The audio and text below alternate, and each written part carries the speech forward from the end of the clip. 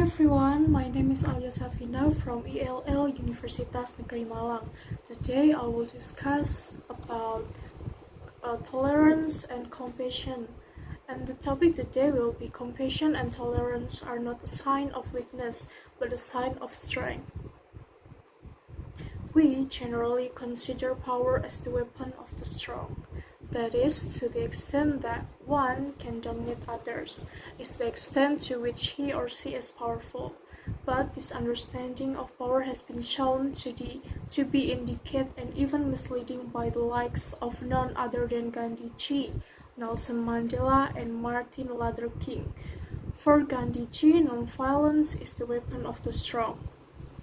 Whenever any situation of conflict arises, we have two options, either to lash out in anger and emotion, or to be cool and compassionate and try to work around the issue. In the contemporary context, the perception is such that the former response is often seen as macho, assertive, and desirable, while the latter is dismissed as being timid and weak. But before arriving at such premature conclusion, we must pause and ask ourselves the utility of a belligerent response and if we really need it. 9 over 10 times we find that a balanced, tolerant, and sensitive approach works much better. To show compassion towards compassionate beings is not very extraordinary. To show tolerance toward the tolerance is likewise. Rather, it is our capacity to go beyond the breaking point and still not break that show our strength. To be hated and still not to hate, to be looked down and still not to look down, to be hurt and still not to hurt, should be the gold standard. If someone pushes you around, you should be tolerant, patient. If someone shows anger to you, you should not respond with anger. If someone hits you, you should not strike back. If someone embarrasses and insults you, you should not answer back. The Dalai Lama reveals in his book How to Practice the Way to a Meaningful Life. This is a hard virtue for most, myself included, to show. In our culture, we are taught to stand up for ourselves, to relate, to be the one who comes out ahead.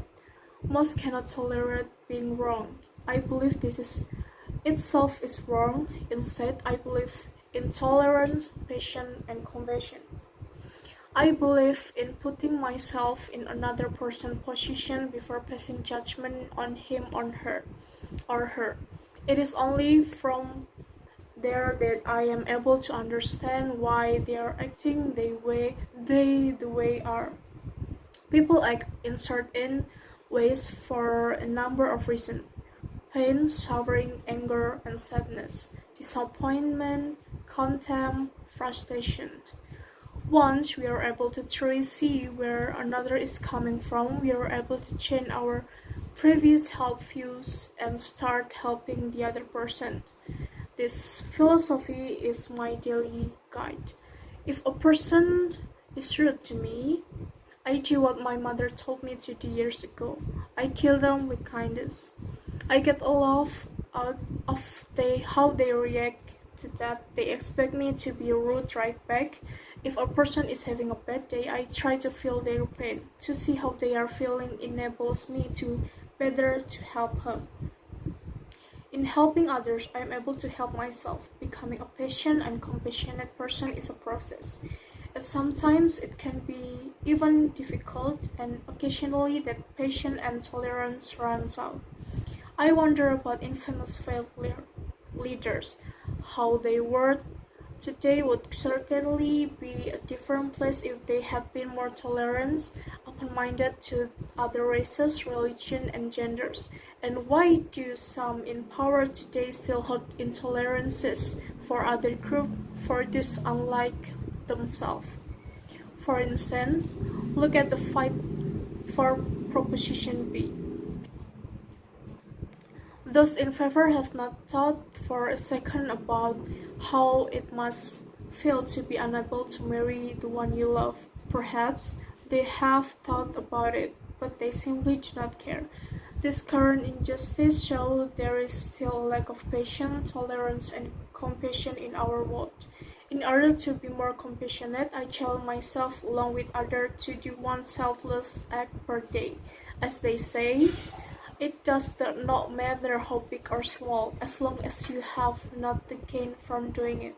To be more patient, I acknowledge the thing that drives me absolutely crazy, and when put in those aggravating situation, I challenge myself to act as serene and peaceful as possible. Last, when I do not see eye to eye with another person, I always make sure to look at the situation from their perspective.